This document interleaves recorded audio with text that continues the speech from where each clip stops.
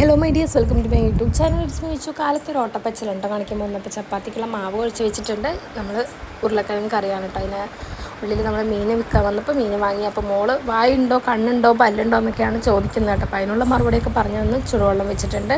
ഉരുളക്കിഴങ്ങ് കറി വയ്ക്കാനായിട്ട് റെഡിയായിട്ട് നിൽക്കുകയാണ് കേട്ടോ. അപ്പോൾ ഉരുളക്കിഴങ്ങ് കറിക്കുള്ളതായിട്ട് എല്ലാം സെറ്റ് ചെയ്യുന്നുണ്ട്.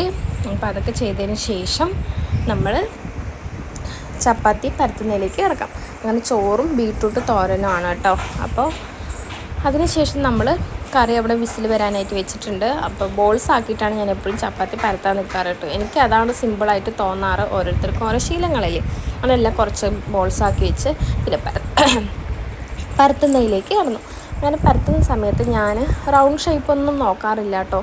കാരണം അതാർക്കും ഒരു പ്രശ്നമേ അല്ല. അതുകൊണ്ട് ഞാൻ റൗണ്ട് ഷേപ്പൊന്നും നോക്കാറില്ല. അതാരും ഇതുവരെ ഒരു കംപ്ലൈൻ്റ് ആയിട്ട് പറഞ്ഞിട്ടില്ല. നമ്മൾ ചെയ്യുന്നതെല്ലാം ഓരോ കുറ്റങ്ങളായിട്ട് പറയുമ്പോൾ പിന്നെ നമുക്ക് ചെയ്യാനേ തോന്നാറില്ല. അതുകൊണ്ട് അതൊന്നും കുറ്റങ്ങളായിട്ട് കേൾക്കാത്തതുകൊണ്ട് തന്നെ മിക്ക ദിവസങ്ങളിലും ഞാൻ തന്നെയാണ് ചപ്പാത്തി പരത്താറ്. അങ്ങനെ ചപ്പാത്തിയൊക്കെ പരത്തിയെടുത്തു. അതിന് ശേഷം അമ്മയ്ക്ക് ചോറും കറിയൊക്കെ ആക്കി വെച്ചിട്ടുണ്ട് കേട്ടോ. അപ്പോഴത്തേക്കും കറിയായപ്പോൾ നമ്മൾ ഉടയാത്ത ഉരുളക്കിഴങ്ങിനെയൊക്കെ നമ്മൾ ഉടച്ചെടുക്കുന്നുണ്ട് കേട്ടോ, തവി കൊണ്ട് തന്നെ. എന്നിട്ട് ചപ്പാത്തി ഉണ്ടാക്കി എടുക്കുന്നുണ്ട്. അപ്പോൾ കുറച്ച് ചപ്പാത്തി ചുട്ടതിന് ശേഷം അമ്മയ്ക്ക് ആക്കി കൊടുത്ത അമ്മ പിന്നെ ചായയ്ക്ക് അവിടെ ഇരുന്ന് കഴിച്ചോളുമല്ലോ. അപ്പോൾ ചപ്പാത്തി കുറച്ചായപ്പോൾ അമ്മയ്ക്ക് ടിഫിൻ ബോക്സിലാക്കി വയ്ക്കുന്നുണ്ട്. അടുത്തതിന് നമ്മൾക്കുള്ള ചപ്പാത്തി ഉണ്ടാക്കലാണ് കേട്ടോ. അങ്ങനെ എല്ലാ ചപ്പാത്തികളും ഉണ്ടാക്കിയതിന് ശേഷം അമ്മയ്ക്കുള്ള ചപ്പാത്തിയും കറിയും ബീട്രൂട്ട് തോരനും ചോറും എല്ലാം ആക്കി വെച്ചിട്ടുണ്ട്. ഞാനും മോളും കൂടെ കഴിക്കാനായിട്ടിരിക്കുന്നുണ്ട്. അപ്പോൾ അര ഗ്ലാസ് ചായയും കൂടെ കഴിച്ചു. അങ്ങനെ ഞാൻ മീൻ കഴുകാനിരുന്നപ്പോൾ അതേ വന്നു അവിടെയും ശല്യപ്പെടുത്താനായിട്ട്. അവൾക്കറിയേണ്ടത് വെള്ളത്തിലിടണോ, പല്ല് ഉണ്ടോ, പല്ല് തേക്കണ്ടേ, ബ്രഷും ഉണ്ട്, കണ്ണുണ്ടോ, ചാച്ചുറങ്ങാണോ, ഇതൊക്കെയാണ് എൻ്റെ മോൾക്ക് അറിയേണ്ടത് കേട്ടോ. അതിനെല്ലാം റീപ്ലൈ കൊടുത്തങ്ങ് എല്ലാം കഴുകിയെടുത്തു.